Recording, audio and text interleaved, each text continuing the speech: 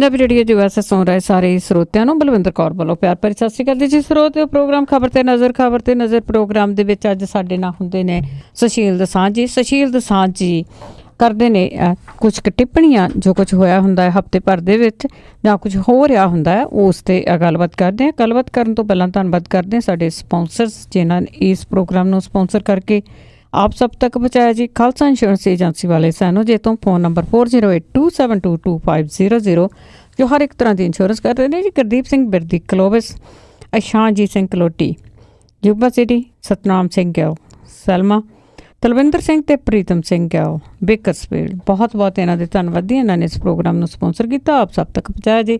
ਸਾਡੇ ਨਾਲ ਜੁੜ ਚੁੱਕੇ ਨੇ ਸੁਸ਼ੀਲ ਦਸਾਂਝ ਜੀ, ਸਤਿ ਸ਼੍ਰੀ ਅਕਾਲ, ਸਵਾਗਤ ਹੈ ਜੀ। ਬਹੁਤ ਬਹੁਤ ਮਿਹਰਬਾਨੀ ਬਲਵਿੰਦਰ ਜੀ। ਤੇ ਪੰਜਾਬੀ ਰੇਡੀਓ USA ਦੇ ਸਾਰੇ ਸਰੋਤਿਆਂ ਨੂੰ ਵੀ ਚੰਡੀਗੜ੍ਹ ਸਟੂਡੀਓ ਤੋਂ ਸੁਸ਼ੀਲ ਦਸਾਂਝ ਦੀ ਪਿਆਰ ਭਰੀ ਸਤਿ ਸ਼੍ਰੀ ਅਕਾਲ, ਆਦਾਬ ਤੇ ਨਮਸਕਾਰ। ਯਾਰ ਦੋਸਤੋ, ਅਸੀਂ ਖਬਰ ਤੇ ਨਜ਼ਰ ਪ੍ਰੋਗਰਾਮ 'ਚ ਲੰਬੀ ਗੱਲਬਾਤ ਨਾ ਕਰਦੇ ਹੋਏ ਤੁਰੰਤ ਅਸੀਂ ਮੁੱਦਿਆਂ ਤੇ ਗੱਲ ਕਰਾਂਗੇ। ਅੱਜ ਜਦੋਂ ਪੰਜਾਬ ਦੇ ਵਿੱਚ ਚੋਣ ਨਾਮਜ਼ਦਗੀਆਂ ਦਾ ਆਖਰੀ ਦਿਨ ਹੈ ਤੇ ਚੋਣ ਗਹਿਮਾ ਗਹਿਮੀ ਸਿਖਰ ਤੇ ਪਹੁੰਚ ਗਈ ਹੈ। ਬਹੁਤ ਥੋੜੇ ਦਿਨ ਰਹਿ ਗਏ ਨੇ ਵੋਟਾਂ ਪੈਣ, 4 ਫਰਵਰੀ ਨੂੰ ਵੋਟਾਂ ਪੈ ਜਾਣੀਆਂ ਤੇ ਸਿਆਸੀ ਸਰਗਰਮੀਆਂ ਕੀ ਚੱਲ ਰਹੀਆਂ ਨੇ, ਕੌਣ ਕੀ ਕਰ ਰਿਹਾ ਹੈ ਤੇ ਇਹਦੇ ਵਿੱਚ ਲੋਕ ਕਿੱਥੇ ਨੇ, ਇਹ ਸਾਰੀਆਂ ਗੱਲਾਂ ਸਾਡੀਆਂ ਅੱਜ ਦੀਆਂ ਜਿਹੜੀ ਖਬਰ ਨਜ਼ਰ ਪ੍ਰੋਗਰਾਮ ਦੇ ਵਿੱਚ ਰਹਿਣਗੀਆਂ, ਉਹਦੇ ਵਿੱਚੋਂ ਗੱਲਾਂ ਨਿਕਲ ਕੇ ਆਉਣਗੀਆਂ ਤੇ ਗੱਲ ਦਾ ਸਿਲਸਿਲਾ ਜਿਹੜਾ ਸ਼ੁਰੂ ਕਰਨਗੇ ਬਲਵਿੰਦਰ ਜੀ।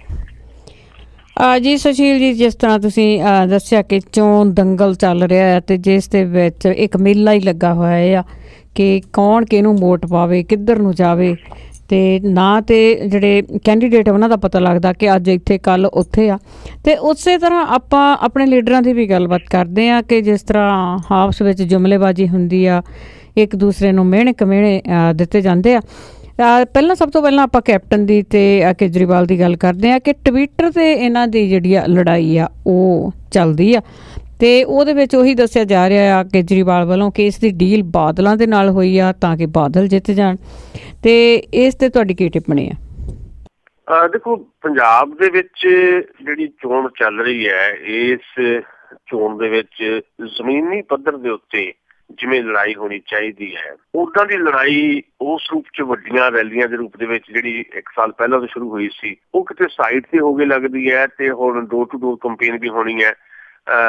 ਕੋਈ ਚੁਣਾਵੀ ਸਭਾਵਾਂ ਵੀ, ਛੋਟੀਆਂ ਚੁਣਾਵੀ ਸਭਾਵਾਂ ਵੀ ਹੋਣੀਆਂ। ਪਰ ਜਿਹੜੀ ਜੰਗ ਦਾ ਇੱਕ ਰੂਪ ਦਿਖਾਈ ਦੇ ਰਿਹਾ ਸੋਸ਼ਲ ਸਾਈਟਸ ਦੇ ਉੱਤੇ, ਉਹ ਤੁਸੀਂ ਕਹਿ ਸਕਦੇ ਹੋ ਇੱਕ ਨਵਾਂ ਵਰਤਾਰਾ ਹੈ ਸਾਡੇ ਵਾਸਤੇ, ਘੱਟੋ ਘੱਟ ਪੰਜਾਬੀਆਂ ਵਾਸਤੇ। ਕਿਉਂਕਿ ਪੰਜਾਬ ਦੇ ਵਿੱਚ ਜਿਹੜੀਆਂ 5 ਸਾਲ ਪਹਿਲਾਂ ਚੋਣਾਂ ਹੋਈਆਂ ਸੀ, ਉਦੋਂ ਸੋਸ਼ਲ ਸਾਈਟਸ ਜਿਹੜੀਆਂ ਉਹਦਾ ਪਸਾਰ ਇੰਨਾ ਜ਼ਿਆਦਾ ਨਹੀਂ ਸੀ ਜਿੰਨਾ ਅੱਜ ਹੈ। ਅੱਜ ਚਾਹੇ ਫੇਸਬੁੱਕ ਹੈ, ਚਾਹੇ ਟਵਿੱਟਰ ਹੈ, ਇਹ ਯਾਨੀ ਸਾਡੇ ਪਿੰਡਾਂ ਤੱਕ ਵੀ ਇਹਦੀ ਅਪਰੋਚ ਹੋ ਗਈ ਹੈ। ਕਈ ਵਾਰੀ ਤਾਂ ਮੈਂ ਸੋਚਦਾ ਹੁੰਦਾ ਕਿ ਅਸੀਂ ਸ਼ਹਿਰਾਂ 'ਚ ਬੈਠੇ ਹਾਂ, ਹੋਰ ਕੰਮਾਂ ਧੰਦਿਆਂ ਦੇ ਵਿੱਚ ਅਸੀਂ ਬਿਜ਼ੀ ਰਹਿੰਦੇ ਹਾਂ, ਅਸੀਂ ਸ਼ਾਇਦ ਉਸ ਰੂਪ ਦੇ ਵਿੱਚ ਟਵਿੱਟਰ ਜਾਂ ਖਾਸ ਤੌਰ ਦੇ ਉੱਤੇ ਫੇਸਬੁੱਕ ਦੀ ਵਰਤੋਂ ਨਹੀਂ ਜਾਂ ਅਦਰ ਵਰਤੋਂ ਨਹੀਂ ਕਰਦੇ ਜਿੰਨੇ ਵੱਡੇ ਪੱਧਰ ਤੇ ਮੈਂ ਪਿੰਡਾਂ 'ਚ ਬੱਚੇ ਦੇਖ ਰਿਹਾ ਵੀ ਪਿੰਡਾਂ 'ਚ ਜਿਹੜੇ ਖਾਂਦੇ ਪੀਂਦੇ ਘਰ ਹੈਗੇ ਉਹਨਾਂ ਦੇ ਬੱਚਿਆਂ ਦੇ ਹੱਥਾਂ 'ਚ ਤਾਂ ਹੈ ਹੀ ਸਮਾਰਟਫੋਨ ਹੁਣ ਇੱਕ ਸਧਾਰਨ ਜਿਹੜਾ ਪਰਿਵਾਰ ਹੈ ਉਹਦੇ ਬੱਚੇ ਦੇ ਹੱਥ ਦੇ ਵਿੱਚ ਵੀ ਆ ਗਿਆ। ਤੇ ਪਿੰਡਾਂ ਦੇ ਬੱਚੇ ਸਾਡੇ ਨਾਲੋਂ ਵੀ ਜ਼ਿਆਦਾ, ਸ਼ਹਿਰਾਂ 'ਚ ਰਹਿੰਦੇ ਜਿਹੜੇ ਲੋਕ ਆ ਉਹਨਾਂ ਨਾਲੋਂ ਵੀ ਜ਼ਿਆਦਾ ਫੇਸਬੁੱਕ ਨੂੰ ਯੂਜ਼ ਕਰ ਰਹੇ ਆ ਤੇ ਉਹਦਾ ਇੱਕ ਅਸਰ ਜਿਹੜਾ ਚੋਣਾਂ ਤੇ ਵੀ ਦੇਖਿਆ ਜਾ ਰਿਹਾ ਤੇ ਸਿਆਸੀ ਆਗੂਆਂ ਤੇ ਵੀ ਦੇਖਿਆ ਜਾ ਰਿਹਾ। ਇਸੇ ਕਰਕੇ ਸਭ ਤੋਂ ਜ਼ਿਆਦਾ ਵਰਤੋਂ ਜਿਹੜੀ ਹੈ ਸਿਆਸਤਦਾਨ ਕਰ ਰਹੇ ਆ ਟਵਿੱਟਰ ਦੀ, ਫੇਸਬੁੱਕ ਦੀ। ਤੇ ਪੰਜਾਬ ਦੇ ਹਵਾਲੇ ਨਾਲ ਜਦੋਂ ਗੱਲ ਕਰਦੇ ਆ ਤੇ ਪਿਛਲੇ ਕੁਝ ਦਿਨ ਪਹਿਲਾਂ ਟਵਿੱਟਰ ਦੇ ਉੱਤੇ ਜੰਗ ਛਿੜੀ ਸੀ ਅਰਵਿੰਦ ਕੇਜਰੀਵਾਲ ਤੇ ਕੈਪਟਨ ਅਮਰਿੰਦਰ ਸਿੰਘ ਤੇ ਕੁਝ ਦਿਨ ਰੁਕ ਗਈ। ਅੱਜ ਜਾਂ ਕੱਲ੍ਹ ਤੋਂ ਫੇਰ ਤੋਂ ਇਹ ਜੰਗ ਸ਼ੁਰੂ ਹੋਈ ਹੈ। ਇੱਕ ਵਾਰ ਫੇਰ ਤੋਂ ਅਰਵਿੰਦ ਕੇਜਰੀਵਾਲ ਤੇ ਕੈਪਟਨ ਅਮਰਿੰਦਰ ਸਿੰਘ ਦੇ ਵਿਚਾਲੇ ਟਵਿੱਟਰ ਤੇ ਨੋਕ ਝੋਕ ਸ਼ੁਰੂ ਹੋ ਗਈ ਹੈ।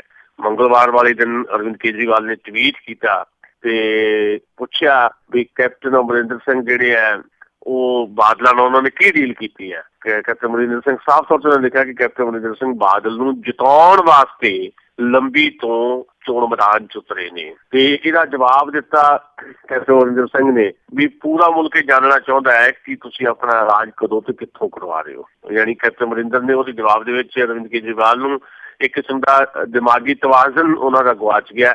ਇਸ ਤਰ੍ਹਾਂ ਦਾ ਮੈਸੇਜ ਕਨਵੇ ਕੀਤਾ ਕਿ ਤੁਸੀਂ ਆਪਣਾ ਇਲਾਜ ਕਿੱਥੋਂ ਕਰਵਾ ਰਹੇ ਹੋ ਤੇ ਕਦੋਂ ਕਰਵਾ ਰਹੇ ਹੋ। ਤੇ ਕੇਜਰੀਵਾਲ ਦੇ ਟਵੀਟ ਜਾਂ ਕੈਪਟਨ ਅਮਰਿੰਦਰ ਦਾ ਜਿਹੜਾ ਇਹ ਟਵੀਟ ਸੀ ਤੇ ਟ੍ਰੋਲਿੰਗ ਵੀ ਬਹੁਤ ਸਾਰੀ ਹੋਈ ਤੇ ਕੇਜਰੀਵਾਲ ਨੇ ਇੱਕ ਹੋਰ ਟਵੀਟ ਕੀਤਾ ਮਜੀਠੀਆ ਨੂੰ ਜੇਲ੍ਹ ਭੇਜਣ ਦੀ ਗੱਲ ਉਹਨਾਂ ਨੇ ਕਹੀ। ਉਹਨਾਂ ਨੇ ਬਿਆਨ ਵੀ ਦਿੱਤਾ ਕਿ 15 ਅਪ੍ਰੈਲ ਨੂੰ ਮਜੀਠੀਆ ਸਰਕਾਰ ਸਾਡੀ ਬਣਨੀ ਆਮ ਆਦਮੀ ਪਾਰਟੀ ਦੀ ਤੇ 15 ਤਰੀਕ ਨੂੰ ਜਿਹੜਾ ਮਜੀਠੀਆ ਉਹ ਜੇਲ੍ਹ 'ਚ ਹੋਏਗਾ। ਸੋ ਇਸ ਤਰ੍ਹਾਂ ਦਾ ਜਿਹੜਾ ਟਵਿੱਟਰ ਦੇ ਉੱਤੇ ਜਿਹੜੀ ਜੰਗ ਚੱਲ ਰਹੀ ਹੈ ਉਹਦੇ 'ਚ ਖਾਸ ਤੌਰ ਦੇ ਉੱਤੇ ਕੈਪਟਨ ਅਮਰਿੰਦਰ ਨਾਲ ਜਿਹੜੀ ਜੰਗ ਚੱਲ ਰਹੀ ਹੈ ਅਰਵਿੰਦ ਕੇਜਰੀਵਾਲ ਦੀ, ਉਹਦੇ 'ਚ ਅਰਵਿੰਦ ਕੇਜਰੀਵਾਲ ਇਹ ਮੁੱਦਾ ਉਠਾਉਣਾ ਚਾਹੁੰਦੇ ਹੈ ਜਾਂ ਉਠਾ ਰਹੇ ਹੈ ਜਾਂ ਏਦਾਂ ਦਾ ਲੋਕਾਂ ਦੇ ਵਿੱਚ ਇੱਕ ਮੈਸੇਜ ਕਨਵੇ ਕਰਨਾ ਚਾਹੁੰਦੇ ਹੈ ਵੀ ਕੈਪਟਨ ਅਮਰਿੰਦਰ ਸਿੰਘ ਹੋਰਾਂ ਨੇ ਅਕਾਲੀਆਂ ਨਾਲ ਖਾਸ ਤੌਰ ਤੇ ਬਾਦਲਾਂ ਨਾਲ ਇੱਕ ਗੁਪਤ ਸਮਝੌਤਾ ਕੀਤਾ ਹੋਇਆ। ਉਹ ਲੰਬੀ ਚੇਸ ਕਰਕੇ ਲੜ ਰਹੇ ਹੈ ਤਾਂ ਜੋ ਸਰਦਾਰ ਪ੍ਰਕਾਸ਼ ਸਿੰਘ ਬਾਦਲ ਤੋਂ ਹਾਰ ਰਹੇ ਸੀ ਜਰਨੈਲ ਸਿੰਘ ਦੇ ਮੁਕਾਬਲੇ, ਤਾਂ ਜੋ ਜਰਨੈਲ ਸਿੰਘ ਨੂੰ ਹਰਾਇਆ ਜਾ ਸਕੇ ਤੇ ਪ੍ਰਕਾਸ਼ ਸਿੰਘ ਬਾਦਲ ਨੂੰ ਜਿਤਾਇਆ ਜਾ ਸਕੇ। ਤੇ ਕੈਪਟਨ ਅਮਰਿੰਦਰ ਇਸੇ ਕਰਕੇ 2 ਸੀਟਾਂ ਤੋਂ ਚੋਣ ਲੜ ਰਹੇ ਹੈ ਬਈ ਉੱਥੇ ਪਟਿਆਲੇ ਤੋਂ ਜਿਹੜੇ ਅਕਾਲੀ ਹੈ ਉਹਨਾਂ ਨੇ ਇੱਕ ਵੀਕ ਕੈਂਡੀਡੇਟ ਖੜਾ ਕੀਤਾ ਹੈ ਕੈਪਟਨ ਅਮਰਿੰਦਰ ਦੇ ਖਿਲਾਫ। ਜਨਰਲ ਜੇ ਸਿੰਘ ਨਾਂ ਵੱਡਾ ਹੈ ਪਰ ਕੈਂਡੀਡੇਟ ਜਿਹੜੇ ਆ ਉਹ ਬੜੇ ਕਮਜ਼ੋਰ ਨੇ ਤੇ ਪਟਿਆਲੇ 'ਚ ਅਕਾਲੀ ਜਿਤਾਉਣਗੇ ਕੈਪਟਨ ਅਮਰਿੰਦਰ ਸਿੰਘ ਨੂੰ ਤੇ ਲੰਬੀ ਦੇ ਵਿੱਚ ਕੈਪਟਨ ਅਮਰਿੰਦਰ ਸਿੰਘ ਆਪ ਜਾ ਕੇ ਉੱਥੋਂ ਸੀਟ ਤੋਂ ਖੜੇ ਹੋ ਕੇ ਤੇ ਬਾਦਲ ਸਾਹਿਬ ਨੂੰ ਜਿਤਾਉਣਗੇ। ਇਸ ਤਰ੍ਹਾਂ ਦਾ ਦੋਸ਼ ਜਿਹੜਾ ਜਾਂ ਇਲਜ਼ਾਮ ਜਿਹੜਾ ਉਹਨੂੰ ਇੰਪੋਜ਼ ਕਰ ਦਿੱਤਾ ਹੈ ਅਰਵਿੰਦ ਕੇਜਰੀਵਾਲ ਨੇ ਕੈਪਟਨ ਅਮਰਿੰਦਰ ਤੇ, ਜਦਕਿ ਕੈਪਟਨ ਅਮਰਿੰਦਰ ਜਿਹੜੇ ਆ ਉਹ ਆਪਣੇ ਤਰੀਕੇ ਦੇ ਨਾਲ ਗੱਲ ਕਰ ਰਹੇ ਹੈ ਤੇ ਉਹ ਕਹਿ ਰਹੇ ਨੇ ਕਿ ਜਿਹੜੇ ਅਰਵਿੰਦ ਕੇਜਰੀਵਾਲ ਹੈ ਉਹਨਾਂ ਦਾ ਦਿਮਾਗੀ ਤਵਾਜ਼ਨ ਜਿਹੜਾ ਆ ਉਹ ਵਿਗੜ ਗਿਆ। ਸੋ ਇਹ ਸਾਰੀਆਂ ਚੀਜ਼ਾਂ ਚੱਲ ਰਹੀਆਂ ਨੇ। ਇਹਦੇ 'ਚ ਜਿਹੜੀ ਚੋਣ ਹੈ ਉਹ ਸਾਡੀ ਬੜੀ ਦਿਲਚਸਪ ਹੋ ਗਈ ਹੈ। ਖਾਸ ਤੌਰ ਦੇ ਉੱਤੇ 2 ਸੀਟਾਂ ਦੇ ਉੱਤੇ ਜਲਾਲਾਬਾਦ ਵੀ ਬੜੀ ਦਿਲਚਸਪ ਮੰਜ਼ਰ ਦਿਖਾਈ ਦੇ ਰਿਹਾ ਕਿਉਂਕਿ ਉੱਥੇ ਭਗਵੰਤ ਮਾਨ ਗਏ ਸੀ ਸੁਖਬੀਰ ਬਾਦਲ ਦੇ ਖਿਲਾਫ ਤੇ ਉਸ ਤੋਂ ਬਾਅਦ ਰਵਨੀਤ ਬਿੱਟੂ ਵੀ ਉੱਥੇ ਜਾ ਰਹੇ ਨੇ। ਸੋ ਉਹ ਵੀ ਇੱਕ VVIP ਸੀਟ ਬਣ ਗਈ ਹੈ, ਬੜੀ ਕਹਿ ਲਓ ਵੀ ਸੰਵੇਦਨਸ਼ੀਲ ਵੀ ਤੇ ਬੜੀ ਦਿਲਚਸਪ ਕਿਸਮ ਦੀ ਸੀਟ ਬਣ ਗਈ ਜਲਾਲਾਬਾਦ। ਐਡੇ ਲੰਬੀ ਬਾਦਲ ਸਾਹਿਬ ਤੇ ਕੈਪਟਨ ਅਮਰਿੰਦਰ ਤੇ ਜਰਨੈਲ ਸਿੰਘ ਨਾਲ ਦੋਨਾਂ ਨੂੰ ਚੈਲੰਜ ਉੱਥੇ ਕਰਨਗੇ ਆਮ ਆਦਮੀ ਪਾਰਟੀ ਵੱਲੋਂ। ਚੋਣ ਦਾ ਨਤੀਜਾ ਕੀ ਹੋਏਗਾ ਉਹਦੀ ਭਵਿੱਖਬਾਣੀ ਮੈਂ ਹੁਣ ਨਹੀਂ ਕਰ ਸਕਦਾ, ਪਰ ਇਹ ਵੀ ਜਿੱਦਾਂ ਚੋਣ ਚੱਲੇਗੀ ਤੇ ਚੋਣ ਪ੍ਰਚਾਰ ਚੱਲੇਗਾ ਤੇ 4 ਫਰਵਰੀ ਤੱਕ ਬਹੁਤ ਸਾਰੀਆਂ ਚੀਜ਼ਾਂ ਮੈਨੂੰ ਲੱਗਦਾ ਸਾਡੇ ਸਾਹਮਣੇ ਸਪਸ਼ਟ ਹੋਣਗੀਆਂ। ਅਸੀਂ ਸ਼ਾਇਦ ਕੋਈ ਨਾ ਕੋਈ ਗੱਲ ਕਰ ਸਕਾਂਗੇ ਉਦੋਂ ਤੱਕ ਵੀ ਲੰਬੀ ਤੋਂ ਕਿਹਦਾ ਹੱਥ ਉੱਪਰ ਚੱਲ ਰਿਹਾ। ਪਰ ਦਿਲਚਸਪ ਕਿਸਮ ਦੀ ਚੋਣ ਹੈ ਤੇ ਦਿਲਚਸਪ ਕਿਸਮ ਦੇ ਟੋਟਕੇ ਤੁਹਾਨੂੰ ਟਵਿੱਟਰ ਦੇ ਉੱਤੇ ਵੀ ਤੇ ਇਹਨਾਂ ਆਗੂਆਂ ਦੇ ਭਾਸ਼ਣ ਦੇ ਵਿੱਚ ਵੀ ਆਉਣ ਵਾਲੇ ਸਮੇਂ ਦੇ ਵਿੱਚ ਵੀ ਭਵਿੱਖ ਦੇ ਵਿੱਚ ਵੀ ਸੁਣਨ ਨੂੰ ਮਿਲਣਗੇ। ਜੀ ਦੇ ਅੱਗੇ ਆਪਾਂ ਗੱਲ ਕਰਦੇ ਹਾਂ ਕਿ ਕਿਹਦੀਆਂ ਵੋਟਾਂ ਕਿੱਧਰ ਹੋਣਗੀਆਂ, ਕਿੰਨੀਆਂ ਸੀਟਾਂ ਕਿਹਦੀਆਂ ਕਿੱਦਾਂ ਹੋਣਗੀਆਂ। ਅਤੇ ਸੁਖਬੀਰ ਬਾਦਲ ਨੇ ਪਹਿਲੀ ਵਾਰ ਇਹ ਗੱਲ ਮੰਨੀ ਹੈ ਕਿ ਮਾਲਵੇ ਦੇ ਵਿੱਚ ਕੁਝ ਸੀਟਾਂ ਤੇ ਆਮ ਆਦਮੀ ਪਾਰਟੀ ਨਾਲ ਸਖਤ ਟੱਕਰ ਹੈ। ਉਹਨਾਂ ਨੇ ਇਹ ਜ਼ਰੂਰ ਕਿਹਾ ਸੁਖਬੀਰ ਬਾਦਲ ਨੇ ਕਿ ਸਾਡੀ ਜਿਹੜੀ ਬੜੀ ਸਖਤ ਕਿਸਮ ਦੀ ਟੱਕਰ ਆਮ ਆਦਮੀ ਪਾਰਟੀ ਨਾਲ ਹੈ ਉੱਥੇ 24-25 ਸੀਟਾਂ ਦੇ ਉੱਤੇ, ਯਾਨੀ ਨੀਅਰ ਅਬਾਊਟ 2 ਦਰਜਨ ਸੀਟਾਂ ਤੇ ਸੁਖਬੀਰ ਬਾਦਲ ਹੋਰਾਂ ਨੇ ਖੁਦ ਮੰਨਿਆ ਕਿ ਉਹਨਾਂ ਦੀ ਟੱਕਰ ਅਕਾਲੀਆਂ ਦੀ ਬੜੀ ਸਖਤ ਕਿਸਮ ਦੀ ਟੱਕਰ ਆਮ ਆਦਮੀ ਪਾਰਟੀ ਨੇ, ਯਾਨੀ ਆਮ ਆਦਮੀ ਪਾਰਟੀ ਦੀ ਹੋਂਦ ਤੋਂ ਇਨਕਾਰੀ ਜਿਹੜੇ ਸੀਗੇ। ਤੁਸੀਂ ਦੇਖਿਆ ਹੋਣਾ ਪਿਛਲੇ ਸਮੇਂ 'ਚ ਲੰਮੇ ਸਮੇਂ ਤੋਂ 1 ਸਾਲ ਤੋਂ ਜਦੋਂ ਤੋਂ ਚੋਣ ਮੈਦਾਨ ਸਾਡਾ ਸ਼ੁਰੂ ਹੋ ਗਿਆ, ਪਹਿਲੀ ਵਾਰ ਹੋਇਆ ਕਿ ਪੰਜਾਬ ਦੇ ਵਿੱਚ 1 ਸਾਲ ਪਹਿਲਾਂ ਹੀ ਚੋਣਾਂ ਦੀਆਂ ਸਰਗਰਮੀਆਂ ਸ਼ੁਰੂ ਹੋ ਗਈਆਂ ਸੀ। ਉਦੋਂ ਤੋਂ ਲੈ ਕੇ ਕੱਲ ਤੱਕ ਆਮ ਆਦਮੀ ਪਾਰਟੀ ਨੂੰ ਆਪਣੇ ਮੁਕਾਬਲੇ 'ਚ ਹੀ ਨਹੀਂ ਸੀ ਮੰਨਦੇ, ਨਾ ਸੁਖਬੀਰ ਬਾਦਲ, ਨਾ ਪ੍ਰਕਾਸ਼ ਸਿੰਘ ਬਾਦਲ ਤੇ ਨਾ ਹੀ ਕਾਂਗਰਸ ਵਾਲੇ ਕੈਪਟਨ ਅਮਰਿੰਦਰ ਵਗੈਰਾ ਜੀ। ਤੇ ਪਹਿਲੀ ਵਾਰੀ ਹੈ ਕਿ ਸੁਖਬੀਰ ਸਿੰਘ ਬਾਦਲ ਨੇ ਆਮ ਆਦਮੀ ਪਾਰਟੀ ਦੀ ਹੋਂਦ ਨੂੰ ਸਵੀਕਾਰ ਕੀਤਾ ਤੇ ਕੇਵਲ ਹੋਂਦ ਨੂੰ ਸਵੀਕਾਰ ਨਹੀਂ ਕੀਤਾ ਸਗੋਂ ਉਹਨਾਂ ਨੇ ਇਸ ਗੱਲ ਦਾ ਸੰਕੇਤ ਦਿੱਤਾ ਕਿ ਮਾਲਵੇ ਦੇ ਵਿੱਚ ਇੱਕ ਵੱਡੀ ਤਾਕਤ ਵਜੋਂ ਆਮ ਆਦਮੀ ਪਾਰਟੀ ਉਹਨਾਂ ਦੇ ਮੁਕਾਬਲੇ 'ਚ ਖੜੀ ਹੈ। ਉਹਨਾਂ ਨੇ ਕਿਹਾ ਕਿ 2 ਦਰਜਨ ਸੀਟਾਂ ਦੇ ਉੱਤੇ ਸਾਡੀ ਬੜੀ ਸਖਤ ਟੱਕਰ ਆਮ ਆਦਮੀ ਪਾਰਟੀ ਦੇ ਮਾਲਵੇ 'ਚ ਹੋਏਗੀ। ਜਦੋਂ ਤੱਕ ਮਾਲਵੇ ਦਾ ਮਾਮਲਾ ਇਹਦੇ 'ਚ ਅਸੀਂ ਵੀ ਕਹਿੰਦੇ ਰਹੇ ਹਾਂ, ਰਿਪੋਰਟਸ ਵੀ ਜਿਸ ਕਿਸਮ ਦੀਆਂ ਆਉਂਦੀਆਂ ਰਹੀਆਂ, ਅਸੀਂ ਵਾਰ-ਵਾਰ ਇਹ ਗੱਲ ਦੁਹਰਾਈ ਵੀ ਹੈ ਕਿ ਆਮ ਆਦਮੀ ਪਾਰਟੀ ਮਾਝੇ ਤੇ ਦੁਆਬੇ ਦੇ ਮੁਕਾਬਲੇ ਮਾਲਵੇ ਦੇ ਵਿੱਚ ਇੱਕ ਪੋਜੀਸ਼ਨ 'ਚ ਪਹੁੰਚੀ ਹੋਈ ਹੈ, ਯਾਨੀ ਕੁਝ ਸੀਟਾਂ ਦੇ ਉੱਤੇ ਜੇਤੂ ਪੋਜੀਸ਼ਨ 'ਚ ਵੀ ਹੈ, ਕੁਝ ਸੀਟਾਂ ਦੇ ਉੱਤੇ ਉਹ ਬੜੀ ਫਸਵੀਂ ਟੱਕਰ ਤੇ ਤਿਕੋਣੀ ਟੱਕਰ ਦੇ ਵਿੱਚ ਹੈ ਕਾਂਗਰਸ ਤੇ ਅਕਾਲੀ BJP ਗੱਠਜੋੜ ਦੇ ਨਾਲ। ਕੁਝ ਸੀਟਾਂ ਦੇ ਉੱਤੇ direct neck to neck fight ਉਹਨਾਂ ਦੀ ਕਾਂਗਰਸ ਪਾਰਟੀ ਦੇ ਉਮੀਦਵਾਰਾਂ ਨਾਲ ਹੋਣੀ ਹੈ। ਕੁਝ ਸੀਟਾਂ ਦੇ ਉੱਤੇ direct neck to neck fight ਉਹਨਾਂ ਦੀ ਅਕਾਲੀ ਦਲ BJP ਗੱਠਜੋੜ ਦੇ ਕੈਂਡੀਡੇਟਸ ਨਾਲ ਹੋਣੀ ਹੈ। ਗੱਲਾਂ ਅਸੀਂ ਕਰਦੇ ਵੀ ਰਹੇ ਹਾਂ ਤੇ ਇਸ ਗੱਲਾਂ ਨੂੰ ਪ੍ਰਮਾਣਿਤ ਕੀਤਾ ਅੱਜ ਖੁਦ ਸੁਖਬੀਰ ਬਾਦਲ ਨੇ ਇਹ ਕਹਿ ਕੇ ਕਿ ਬੜੀ ਸਖਤ ਕਿਸਮ ਦੀ ਟੱਕਰ 2 ਦਰਜਨ ਸੀਟਾਂ ਤੇ ਮਾਲਵੇ 'ਚ ਹੈ।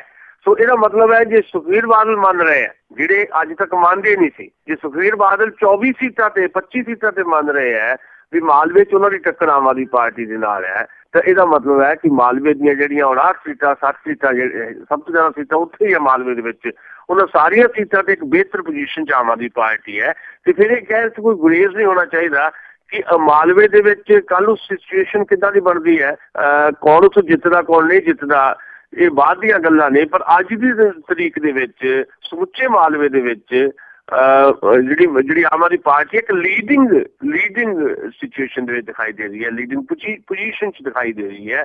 ਕਿੰਨੀਆਂ ਸੀਟਾਂ ਦੇ ਉੱਤੇ ਉਹ ਜਿੱਤ ਹਾਸਲ ਕਰੇਗੀ ਇਹਦੀ ਗਿਣਤੀ ਮਿਣਤੀ ਤਾਂ ਨਹੀਂ ਦੱਸੀ ਜਾ ਸਕਦੀ, ਪਰ ਸਿਆਸਤਦਾਨਾਂ ਦੇ ਬਿਆਨਾਂ ਤੋਂ ਤੇ ਖੁਦ ਜਿਹੜੇ ਅਸੀਂ ਥੋੜੀ ਬਹੁਤ ਦੇਖ ਰਹੇ ਹਾਂ, ਜਿਹੜਾ ਸੀਨ ਦੇਖ ਰਹੇ ਹਾਂ ਮਾਲਵੇ ਦੇ ਵਿੱਚ, ਉਹਦੇ ਤੋਂ ਇਹ ਅੰਦਾਜ਼ੇ ਲਾਉਣੇ ਬੜੇ ਸੁਭਾਵਿਕ ਹੈ ਕਿ ਆਮ ਆਦਮੀ ਪਾਰਟੀ ਮਾਲਵੇ ਦੇ ਵਿੱਚ ਇੱਕ ਲੀਡਿੰਗ ਪੋਜੀਸ਼ਨ 'ਚ ਲੀਡਿੰਗ ਸਿਚੁਏਸ਼ਨ ਜਾਂ ਪੋਜੀਸ਼ਨ 'ਚ ਦਿਖਾਈ ਦੇ ਰਹੀ ਹੈ। ਤੇ ਸੁਖਬੀਰ ਬਾਦਲ ਹੋਰਾਂ ਦਾ ਬਿਆਨ ਇਸ ਗੱਲ ਨੂੰ ਪ੍ਰਮਾਣਿਤ ਵੀ ਕਰਦਾ ਹੈ ਜੀ। ਹਾਂਜੀ ਬਿਲਕੁਲ, ਇਸ ਤਰ੍ਹਾਂ ਅਜੇ ਤਾਂ ਇਸ ਤਰ੍ਹਾਂ ਹੀ ਲੱਗਦਾ, ਤੇ ਅੱਗੇ ਆਉਣ ਵਾਲੇ ਟਾਈਮ 'ਚ ਕੀ ਹੁੰਦਾ ਦੇਖਦੇ ਹਾਂ। ਤੇ ਆਪਾਂ ਅੱਗੇ ਸੁਖਬੀਰ ਬਾਦਲ ਦੀ ਗੱਲ ਕੀਤੀ ਹੈ, ਤੇ ਉਸ ਦੀ ਗੱਲ ਕਰ ਲਈ ਹੈ ਕਿ ਉੱਡਦੀ ਖਬਰ ਮਿਲੀ ਆ ਕਿ ਇਹ ਕਿਤੇ ਨਾ ਕਿਤੇ ਤੇ ਦੁਬਾਰਾ ਹੋਰ ਥਾਂ ਤੋਂ ਵੀ ਪੇਪਰ ਭਰਨਗੇ, ਕਿਉਂਕਿ ਜਲਾਲਾਬਾਦ ਦੇ ਵਿੱਚ ਤਾਂ ਇਹ ਵੱਜ ਗਿਆ, ਉੱਥੇ ਦੀ ਟੱਕਰ ਆ ਜਿਸ ਤਰ੍ਹਾਂ ਤੁਸੀਂ ਵੀ ਪਹਿਲਾਂ ਵੀ ਦੱਸਿਆ ਕਿ ਬਹੁਤ ਸਖਤ ਆ, ਤੇ ਇਹ ਕਿੱਥੋਂ ਕੁ ਹੋਰ ਪੇਪਰ ਭਰ ਸਕਦੇ ਆ।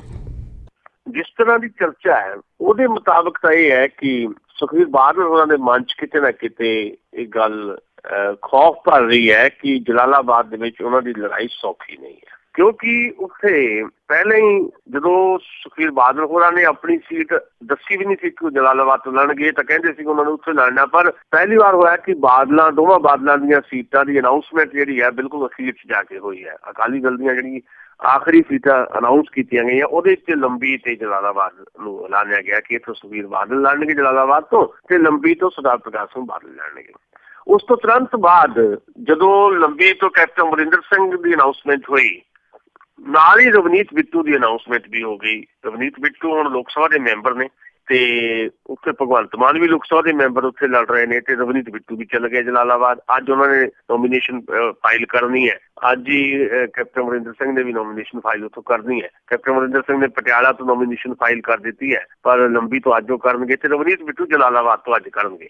ਹੁਣ ਜਲਾਲਾਬਾਦ 'ਚ ਏਦਾਂ ਲੱਗਦਾ ਹੈ ਕਿ ਸੁਖਬੀਰ ਸਿੰਘ ਬਾਦਲ ਚਾਰੇ ਪਾਸੋਂ ਘਿਰ ਗਏ, ਕਿਉਂਕਿ ਰਵਨੀਤ ਬਿੱਟੂ ਵੀ ਵੱਡਾ ਨਾਂ ਆ, ਪੰਜਾਬ ਕਾਂਗਰਸ ਦਾ ਜਿਹੜਾ ਫਿਊਚਰ ਦਾ ਚਿਹਰਾ ਦਿਖਾਈ ਦੇ ਰਿਹਾ ਉਹ, ਤੇ ਰਵਨੀਤ ਬਿੱਟੂ ਉੱਥੋਂ ਲੜ ਰਹੇ ਨੇ। ਤੇ ਫਿਰ ਭਗਵੰਤ ਮਾਨ ਤਾਂ ਪਿਛਲੇ ਲੰਬੇ ਸਮੇਂ ਤੋਂ ਉੱਥੇ ਬਹੁਤ ਸਾਰਾ ਜਿਹੜਾ ਹਲਕਾ ਉਹਨੂੰ ਕਵਰ ਵੀ ਕਰ ਚੁੱਕੇ ਹੈ। ਸੋ ਮੈਨੂੰ ਲੱਗਦਾ ਹੈ, ਜਾਂ ਇੱਥੇ ਜਿਹੜੇ ਸਾਡੇ ਪੋਲੀਟੀਕਲ ਆਬਜ਼ਰਵਰ ਹੈ ਉਹਨਾਂ ਨੂੰ ਵੀ ਲੱਗਦਾ ਹੈ, ਕੋਈ ਦੋਸਤਾਂ ਨਾਲ ਸਾਡੀਆਂ ਗੱਲਾਂ ਬਾਤਾਂ ਵੀ ਹੋਈਆਂ, ਵੀ ਸੁਖਬੀਰ ਬਾਦਲ ਕੋਈ ਰਿਸਕ ਨਹੀਂ ਲੈਣਾ ਚਾਹੁੰਦੇ। ਸੁਖਬੀਰ ਬਾਦਲ ਜਲਾਲਾਬਾਦ ਤੋਂ ਬਾਹਰ ਵੀ ਕਿਤੇ ਨਾ ਕਿਤੇ ਜਾ ਕੇ ਕੋਈ ਸੇਫ ਸੀਟ ਜਿਹੜੀ ਹੈ ਉਹ ਦੇਖਣਾ ਚਾਹੁੰਦੇ ਆ, ਲੜਨਾ ਚਾਹੁੰਦੇ ਆ। ਉਹਦੇ 'ਚ ਸਾਡੇ ਕੋਲ 2 ਸੀਟਾਂ ਬਾਰੇ ਜਾਣਕਾਰੀ ਆ ਰਹੀ ਹੈ। ਪਹਿਲੀ ਪਸੰਦ ਦੱਸੀ ਜਾ ਰਹੀ ਹੈ ਸੁਖਬੀਰ ਬਾਦਲ ਦੀ ਕਿ ਉਹ ਅੰਮ੍ਰਿਤਸਰ ਸਾਊਥ ਤੋਂ ਲੜ ਸਕਦੇ ਆ, ਜਿੱਥੋਂ ਅੱਜ ਹੀ ਜਿਹੜੀ ਟਿਕਟ ਐਲਾਨੀ ਹੈ ਕਾਂਗਰਸ ਨੇ ਇੰਦਰਵੀਰ ਸਿੰਘ ਬੁਲਾਰੀਆ ਨੂੰ। ਇੰਦਰਵੀਰ ਸਿੰਘ ਅਕਾਲੀ ਟਿਕਟ ਉੱਪਰ ਹੀ ਉਸ ਸੀਟ ਤੋਂ MLA ਬਣੇ ਸੀ, ਫਿਰ ਪਾਰਟੀ ਚੋਂ ਬਗਾਵਤ ਕਰ ਦਿੱਤੀ ਤੇ ਫਿਰ ਕਾਂਗਰਸ ਚਲ ਗਏ, ਤੇ ਕਾਂਗਰਸ ਨੇ ਅੱਜ ਉਹਨਾਂ ਨੂੰ ਟਿਕਟ ਦੇ ਦਿੱਤੀ ਹੈ। ਔਰ ਕਾਂਗਰਸ ਦੀ ਟਿਕਟ ਤੇ ਬੁਲਾਰੀਆ ਦਾ ਕੰਮ ਵੀ ਉਸ ਸੀਟ ਤੇ ਬਹੁਤ ਹੈ, ਪਰ ਉਹਦੇ ਬਾਵਜੂਦ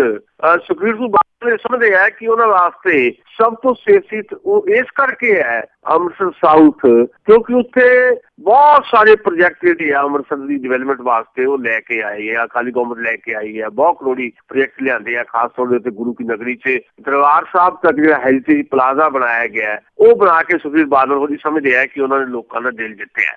ਸੋ ਇੱਕ ਸੇਫ ਸੀਟ ਤਾਂ ਉਹ ਸਮਝਦੇ ਆ ਅੰਮ੍ਰਿਤਸਰ ਸਾਊਥ। ਅੱਜ ਦੁਪਹਿਰੋਂ ਬਾਅਦ ਤੱਕ ਪਤਾ ਲੱਗ ਜਾਏਗਾ ਬਈ ਸੁਖਬੀਰ ਬਾਦਲ ਕਿਤੋਂ ਹੋਰ ਕਾਗਜ਼ ਭਰਦੇ ਕਿ ਨਹੀਂ ਭਰਦੇ, ਜਾਂ ਕੇਵਲ ਜਲਾਲਾਬਾਦ ਤੋਂ ਭਰਦੇ ਹੈ। ਹਾਲੇ ਇਹ ਸਾਰਾ ਕੁਝ ਰਹੱਸ ਹੈ ਕਿ ਉਹ ਕੀ ਕਰਦੇ ਕੀ ਨਹੀਂ। ਦੂਜੀ ਸੀਟ ਦੱਸੀ ਜਾ ਰਹੀ ਹੈ ਫਤਿਹਗੜ੍ਹ ਸਾਹਿਬ ਤੋਂ ਭਾਵੇਂ ਜਦਾਰ ਸਿੰਘ ਭੱਟੀ ਨੂੰ ਉਹਨਾਂ ਨੇ ਕੈਂਡੀਡੇਟ ਆਪਣਾ ਬਣਾਇਆ ਹੋਇਆ ਹੈ, ਤੇ ਭੱਟੀ ਸਾਹਿਬ ਆਪਣੇ ਕਾਗਜ਼ ਵੀ ਦਾਖਲ ਕਰ ਚੁੱਕੇ ਹੈ, ਪਰ ਜੇ ਸੁਖਬੀਰ ਸਿੰਘ ਬਾਦਲ ਇੱਥੋਂ ਚੋਣ ਲੜਨਾ ਚਾਹੁਣਗੇ ਤਾਂ ਫਿਰ ਜਦਾਰ ਸਿੰਘ ਭੱਟੀ ਦੇ ਕਾਗਜ਼ ਵਾਪਸ ਵੀ ਲੈ ਜਾ ਸਕਦੇ। ਇੱਥੇ ਕਾਂਗਰਸ ਪਾਰਟੀ ਵੱਲੋਂ ਸਿਟਿੰਗ MLA ਹੈਗੀ ਕੁਲਜੀਤ ਨਾਗਰਾ। ਸੋ ਇਹ ਦੋਨਾਂ ਸੀਟਾਂ 'ਚ ਇੱਕ ਸੀਟ ਜਿਹੜੀ ਹੈ ਸੁਖਬੀਰ ਬਾਦਲ ਚੁਣ ਸਕਦੇ ਹੈ। ਯਾਨੀ ਕਿ ਇੱਕ ਖੌਫ ਜਿਹੜਾ ਜਲਾਲਾਬਾਦ ਦੇ ਵਿੱਚ ਹਾਰ ਜਾਣ ਦਾ ਉਹ ਸਤਾਉਣ ਲੱਗ ਪਿਆ ਸੁਖਬੀਰ ਸਿੰਘ ਬਾਦਲ ਨੂੰ। ਉਸ ਖੌਫ ਤੋਂ ਕੀ ਉਹ ਛੁਟਕਾਰਾ ਪਾਉਂਦੇ ਆ ਜਾਂ ਉਹ ਖੌਫ ਉਹਨਾਂ ਨੂੰ ਮਜਬੂਰ ਕਰਦਾ ਹੈ ਕਿਸੇ ਹੋਰ ਸੇਫ ਸੀਟ ਤੋਂ ਕਾਗਜ਼ ਭਰਨ ਵਾਸਤੇ, ਇਹਦਾ ਖੁਲਾਸਾ ਅੱਜ ਦੁਪਹਿਰੋਂ ਬਾਅਦ ਤੱਕ ਹੋ ਜਾਏਗਾ ਜੀ। ਤੇ ਅੱਗੇ ਆਪਾਂ ਗੱਲ ਕਰਦੇ ਜੀ ਕਾਂਗਰਸ ਦੀ। ਜਦੋਂ ਪਿਛਲੀਆਂ ਵੋਟਾਂ ਹੋਈਆਂ ਸੀਗੀਆਂ ਤਾਂ ਉਦੋਂ ਇਸ ਤਰ੍ਹਾਂ ਹੀ ਲੱਗਦਾ ਸੀ ਕਿ ਕਾਂਗਰਸ ਜਿੱਤੂਗੀ, ਪਰ ਉਹ ਹਾਰੀ ਕਿਉਂਕਿ ਉਹਨਾਂ ਦੇ ਆਪਣੇ ਬਾਗੀਆਂ ਕਾਰਨ। ਤੇ ਬਗਾਵਤ ਹੁਣ ਵੀ ਬਹੁਤ ਆ, ਤੇ ਹੁਣ ਕਿਸ ਤਰ੍ਹਾਂ ਦੇ ਅਸਾਰ ਪਸਾਰ ਆ? ਦੇਖੋ, ਕਾਂਗਰਸ ਨੇ ਆਪਣੀਆਂ ਸਾਰੀਆਂ ਸੀਟਾਂ ਦੇ ਕੈਂਡੀਡੇਟਸ ਜਿਹੜੇ ਐਲਾਨ ਦਿੱਤੇ ਆ, ਤੇ ਜੋ ਸਾਡੇ ਕੋਲ ਸੂਚਨਾਵਾਂ ਆ ਰਹੀਆਂ ਹੈ ਤੇ ਅੱਜ ਸ਼ਾਮ ਤੱਕ ਜਿੱਦਾਂ ਅਸੀਂ ਸੁਖਬੀਰ ਬਾਦਲ ਦੀ ਕੀਤੀ ਹੈ, ਇਹ ਵੀ ਪਤਾ ਲੱਗੇਗਾ ਕਿ ਕਿਹੜੇ ਕਿਹੜੇ ਬਾਗੀ ਕਾਂਗਰਸੀ ਨੇ ਕਿੱਥੋਂ ਜਿਹੜੀ ਹੈ ਉਹ nomination as a independent candidate ਭਰ ਦਿੱਤੀ ਹੈ। ਸਭ ਤੋਂ ਜ਼ਿਆਦਾ ਜਿਹੜਾ ਵਿਵਾਦ ਦਿਖਾਈ ਦੇ ਰਿਹਾ, ਵੈਸੇ ਤਾਂ 24-25 ਸੀਟਾਂ, ਪਿਛਲੀ ਵਾਰੀ 26 ਸੀਟਾਂ ਸੀ। ਪਿਛਲੀ ਵਾਰੀ 2012 ਦੀਆਂ ਸੀਟਾਂ ਜਿਹੜੀਆਂ ਹੈ ਇਸ ਕਰਕੇ ਹਾਰੀ ਪਾਰਟੀ। ਇੱਕ ਤਾਂ ਚਲੋ PPP ਦਾ ਇੱਕ ਕਹਿ ਲਓ ਵੀ ਨੈਗੇਟਿਵ ਵੋਟ ਸਾਰਾ ਜਿਹੜਾ ਗਵਰਨਮੈਂਟ ਦੇ ਖਿਲਾਫ ਸੀ, PPP ਲੈ ਗਈ 5.5%, ਜਿਹੜਾ ਕਾਂਗਰਸ ਨੂੰ ਪੈਣਾ ਸੀ, ਉਹ ਤਾਂ ਇੱਕ ਕਾਰਨ ਸੀ। ਬਹੁਜਨ ਸਮਾਜ ਪਾਰਟੀ ਵੀ ਇੱਕ ਕਾਰਨ ਸੀ ਕਿ ਦਲਿਤ ਵੋਟ ਦਾ ਕੁਝ ਹਿੱਸਾ ਬਹੁਜਨ ਸਮਾਜ ਪਾਰਟੀ ਲੈ ਗਈ, ਉਹਨਾਂ ਨੇ ਸਾਰੇ ਥਾਵਾਂ ਤੇ ਆਪਣੇ ਉਮੀਦਵਾਰ ਖੜੇ ਕੀਤੇ ਸੀ। ਪਰ ਇੱਕ ਵੱਡਾ ਕਾਰਨ ਬਾਗੀ ਵੀ ਸੀ। 24-25-26 ਕੈਂਡੀਡੇਟ ਜਿਹੜੇ ਆ ਬਾਗੀ ਹੋ ਕੇ ਖੜ ਗਏ ਸੀ। ਇਸ ਵਾਰ ਵੀ 15 ਤੋਂ 20 ਸੀਟਾਂ ਦੇ ਉੱਤੇ ਹੀ ਖਤਰਾ ਬਰਕਰਾਰ ਹੈ। ਅੱਜ ਸ਼ਾਮ ਤੇ ਪਤਾ ਲੱਗੇਗਾ। ਸਭ ਤੋਂ ਜ਼ਿਆਦਾ ਜਿਹੜਾ ਵਿਵਾਦ ਦਿਖਾਈ ਦੇ ਰਿਹਾ ਕਾਂਗਰਸ ਦੇ ਵਿੱਚ, ਉਹ ਰੋਪੜ ਸੀਟ ਤੇ ਦਿਖਾਈ ਦੇ ਰਿਹਾ ਹੈ। ਪਠਾਨਕੋਟ ਹੈ, ਅਮਲੋਹਾ, ਫਾਜ਼ਿਲਕਾ ਹੈ, ਆਦਮਪੁਰ ਹੈ, ਸ਼ਾਹਕੋਟ ਹੈ, ਭੂਆ ਸੀਟ ਹੈ, ਸੁਜਾਨਪੁਰ ਹੈ, ਫਿਰ ਬੰਗਾ ਸੀਟ ਹੈ ਜਿੱਥੋਂ ਤਲੋਚਨ ਸੂੰਢ ਜਿਹੜੇ ਜਗਤ ਰਾਮ ਦੇ ਬੇਟੇ ਹੈ ਉਹਨਾਂ ਨੇ ਕਿਹਾ ਕਿ ਉਹ ਇੰਡੀਪੈਂਡੈਂਟ ਲੜਨਗੇ। ਤੇ ਏਦਾਂ ਹੀ ਟਿਕਟ ਨਾ ਮਿਲਣ ਤੋਂ ਨਾਰਾਜ਼ ਕੁਝ ਹੋਰ ਲੋਕ ਵੀ ਹੈਗੇ ਆ। ਫਾਜ਼ਿਲਕਾ ਤੋਂ ਕਾਂਗਰਸ ਦਾ ਸਾਬਕਾ MLA ਹੈ ਮਹਿੰਦਰ ਰਿੜਵਾ, ਉਹ ਬਾਗੀ ਹੋ ਗਿਆ ਤੇ ਉਹਨੇ ਉੱਥੇ ਦਵਿੰਦਰ ਘੁਬਾਇਆ ਦੇ ਖਿਲਾਫ, ਜਿਹੜਾ ਅਕਾਲੀ MP ਹੈਗਾ ਸ਼ੇਰ ਸਿੰਘ ਘੁਬਾਇਆ, ਉਹਦਾ ਟੱਬਰ ਸਾਰਾ ਕਾਂਗਰਸ ਚਲ ਗਿਆ ਸੀ। ਉੱਥੋਂ ਦਵਿੰਦਰ ਘੁਬਾਇਆ ਨੂੰ ਟਿਕਟ ਦਿੱਤੀ ਗਈ ਹੈ ਤਾਂ ਜੋ ਸੁਖਬੀਰ ਬਾਦਲ ਦੀ ਵੋਟ ਜਿਹੜੀ ਹੈ ਉਹਦੇ ਛਣ ਲਾਈ ਜਾ ਸਕੇ। ਪਰ ਉੱਥੇ ਬਕਾਇਦਾ ਉੱਥੇ ਇੰਡੀਪੈਂਡੈਂਟ ਲੜਨ ਦਾ ਐਲਾਨ ਕਰ ਦਿੱਤਾ ਮਹਿੰਦਰ ਰਿੜਵਾ ਨੇ, ਜਿਹੜਾ ਸਾਬਕਾ MLA ਹੈ। ਤੇ ਏਦਾਂ ਕੁਝ ਹੋਰ ਲੋਕ ਵੀ ਹੈਗੇ ਆ ਜਿਹਦੇ ਕਰਕੇ ਬਗਾਵਤ ਦਿਖਾਈ ਦੇ ਰਹੀ ਹੈ। ਤੇ ਬਗਾਵਤ ਇਹ ਕੀ ਅਸਰ ਕਰੇਗੀ, ਕਿੰਨੇ ਕੁ ਲੋਕ ਬਾਗੀ ਹੋ ਕੇ ਖੜਦੇ ਹੈ, ਕਿੱਦਾਂ ਉਹਨਾਂ ਨੂੰ ਸਾਂਭਿਆ ਜਾਏਗਾ, ਇਹ 21 ਤਰੀਕ ਤੋਂ ਪਹਿਲਾਂ ਤੱਕ ਜੇ ਤਾਂ ਕੋਈ ਬੰਦ ਸ਼ੁਭ ਹੋ ਗਿਆ, ਕਿਉਂਕਿ 21 ਤਰੀਕ ਤੱਕ ਨੋਮੀਨੇਸ਼ਨਸ ਵਾਪਸ ਲੈਣੀ ਹੈ। ਅੱਜ ਸ਼ਾਮ ਤੱਕ ਪਤਾ ਲੱਗੇਗਾ ਕਿ ਕਿੰਨੇ ਕੁ ਬਾਗੀ ਕਾਂਗਰਸ ਦੇ ਖੜੇ ਹੋ ਗਏ ਆ ਜਦੋਂ ਕਾਗਜ਼ ਭਰਨਗੇ, ਤੇ ਫਿਰ 21 ਸ਼ਾਮ ਤੱਕ ਕਲੈਰਿਟੀ ਹੋਏਗੀ ਕਿ ਕਿੰਨਿਆਂ ਨੂੰ ਮਨਾ ਲਿਆ ਗਿਆ, ਉਹਨਾਂ ਨੇ ਕਾਗਜ਼ ਵਾਪਸ ਲੈ ਲਏ। ਲੱਗਦਾ ਇਹ ਹੈ ਕਿ ਐਤਕਾਂ ਮਨਾਮ ਨੂੰ ਲਿਆ ਜਾਏਗਾ ਸਾਰਿਆਂ ਨੂੰ, ਕਿਉਂਕਿ ਪਿਛਲੀ ਵਾਰੀ ਨੁਕਸਾਨ ਬਹੁਤ ਝੱਲ ਲਿਆ ਕਾਂਗਰਸ ਨੇ, ਤੇ ਜਿਹੜੇ ਬਾਗੀ ਇਹਨਾਂ ਨੇ ਵੀ ਜਿੱਤਣਾ ਨਹੀਂ, ਕਾਂਗਰਸ ਦਾ ਹਾਰਨ ਦਾ ਕਾਰਨ ਬਣ ਸਕਦੇ ਹੈ। ਤੇ ਫਿਰ ਹਾਰਨ ਦਾ ਕਾਰਨ ਬਣ ਕੇ ਵੀ ਇਹਨਾਂ ਦੇ ਪੱਲੇ ਕੱਖ ਨਹੀਂ ਪੈਣਾ। ਸ਼ਾਇਦ ਕੁਝ ਦੇਣ ਲੈਣ ਦੇ ਵਾਅਦੇ ਤੇ ਲਾਰੇ ਲੂਰੇ ਲਾ ਕੇ ਬਾਗੀ ਕਾਂਗਰਸੀਆਂ ਤੋਂ ਬਹੁਤਿਆਂ ਨੂੰ ਮਨਾ ਲਿਆ ਜਾਏ। ਪਰ ਇਹ ਸਾਰੀਆਂ ਚੀਜ਼ਾਂ ਕਲੈਰਿਟੀ ਦੇ ਨਾਲ ਸਾਡੇ ਸਾਹਮਣੇ ਆਉਣਗੀਆਂ 21 ਤਰੀਕ ਨੂੰ, ਜਦੋਂ ਨੋਮੀਨੇਸ਼ਨਸ ਵਾਪਸ ਕਰਨ ਦਾ ਆਖਰੀ ਦਿਨ ਹੋਏਗਾ। ਪਰ ਖਤਰਾ ਬਰਕਰਾਰ ਹੈ, ਬਾਗੀ ਕਾਂਗਰਸ ਨੂੰ ਫਿਰ ਤੋਂ ਵੱਡਾ ਨੁਕਸਾਨ ਪਹੁੰਚਾ ਸਕਦੇ ਹੈ। ਇਸ ਦਿਖਾਈ ਦੇ ਰਿਹਾ, ਵੈਸੇ ਸਾਰੀਆਂ ਪਾਰਟੀਆਂ 'ਚ ਬਾਗੀ ਹੈ, ਪਰ ਕਾਂਗਰਸ ਦੀ ਗੱਲ ਅਸੀਂ ਇਸ ਕਰਕੇ ਕਰ ਰਹੇ ਹਾਂ ਕਿਉਂਕਿ ਕਾਂਗਰਸ ਨੇ ਪਿਛਲੀਆਂ ਚੋਣਾਂ ਦੇ ਵਿੱਚ ਵੱਡਾ ਨੁਕਸਾਨ ਬਾਗੀਆਂ ਕਰਕੇ ਉਠਾਇਆ ਸੀ ਤੇ ਹੁਣ ਵੀ ਇਹ ਖਤਰਾ ਬਣਿਆ ਹੋਇਆ। ਜੀ ਬਿਲਕੁਲ, ਸਾਰਿਆਂ ਨੂੰ ਆਸ ਸੀਗੀ ਕਿ ਪਿਛਲੀ ਵਾਰ ਜਿੱਤ ਜਾਣਗੇ, ਪਰ ਨਹੀਂ। ਤੇ ਅੱਗੇ ਆਪਾਂ ਗੱਲ ਕਰਦੇ ਹਾਂ ਜੀ ਕਿ ਬਹੁਤ ਰੌਲਾ ਗੋਲਾ ਵੀ ਹੁੰਦਾ ਕਿ ਦਲਿਤ ਵੋਟਰ ਉਹ ਜ਼ਿਆਦਾ ਹੈਗੇ ਆ ਤੇ ਉਹਨਾਂ ਦਾ ਕਿਤੇ ਨਾ ਕਿਤੇ ਜਿਹੜਾ ਪ੍ਰਭਾਵ ਪੈ ਸਕਦਾ ਆ। ਪਰ ਇਸ ਟਾਈਮ ਤੇ ਤੁਹਾਨੂੰ ਕਿੱਧਰ ਦਿਸਦੇ ਆ? ਪਰ ਜੇ ਪਿਛਲੇ ਟਾਈਮ ਦੇ ਵਿੱਚ ਦੇਖਿਆ ਜਾਵੇ ਤਾਂ ਇਹਨਾਂ ਨੇ ਕਦੇ ਵੀ ਰਲ ਕੇ ਨਹੀਂ ਚੱਲੇ, ਕਦੇ ਵੀ ਕਿਸੇ ਪਾਸੇ ਇੱਕ ਪਾਸੇ ਵੋਟ ਨਹੀਂ ਪਾਈ ਇਹਨਾਂ ਨੇ। ਦੇਖੋ, ਬਹੁਤ ਇੰਪਾਰਟੈਂਟ ਸੈਕਟਰ ਹੈ ਦਲਿਤ ਵੋਟ ਸਾਡੇ ਪੰਜਾਬ ਦੇ ਵਿੱਚ। ਕਿਸੇ ਵੇਲੇ ਦਲਿਤ ਵੋਟ ਦੇ ਉੱਤੇ ਪੂਰਾ ਕਬਜ਼ਾ ਕਾਂਗਰਸ ਦਾ ਹੋਇਆ ਕਰਦਾ ਸੀ, ਪਰ ਜਦੋਂ ਬਹੁਜਨ ਸਮਾਜ ਪਾਰਟੀ ਹੋਣ ਚਾਹੁੰਦੀ ਹੈ ਉਸ ਤੋਂ ਬਾਅਦ ਕਾਂਗਰਸ ਦਾ ਜਿਹੜਾ ਇਹ ਰਵਾਇਤੀ ਵੋਟ ਬੈਂਕ ਸੀ, ਦਲਿਤ ਵੋਟ ਬੈਂਕ, ਉਹਦਾ ਕਾਫੀ ਵੱਡਾ ਹਿੱਸਾ ਜਿਹੜਾ ਹੈ ਉਹ ਬਹੁਜਨ ਸਮਾਜ ਪਾਰਟੀ ਢੂਹ ਕੇ ਲੈ ਗਈ ਸੀ। ਬਹੁਜਨ ਸਮਾਜ ਪਾਰਟੀ ਦੀਆਂ ਪੇਸ਼ਕਦਮੀਆਂ ਜਾਂ ਬਹੁਜਨ ਸਮਾਜ ਪਾਰਟੀ ਦੀ ਲੀਡਰਸ਼ਿਪ ਦੀਆਂ ਗਲਤੀਆਂ ਦੀ ਵਜ੍ਹਾ ਦੇ ਕਰਕੇ ਅੱਜ ਪੰਜਾਬ ਦੇ ਵਿੱਚ ਬਹੁਜਨ ਸਮਾਜ ਪਾਰਟੀ ਦੀ ਉਹ ਹਾਲਤ ਨਹੀਂ ਜਿਹੜੀ ਕਿਸੇ ਵੇਲੇ ਹੋ ਗਈ ਸੀ ਜਦੋਂ 9 MLA BSP ਨੇ ਇਕੱਲੇ ਤੌਰ ਤੇ ਬਣਾ ਲਏ ਸੀ ਪੰਜਾਬ ਦੇ ਵਿੱਚ।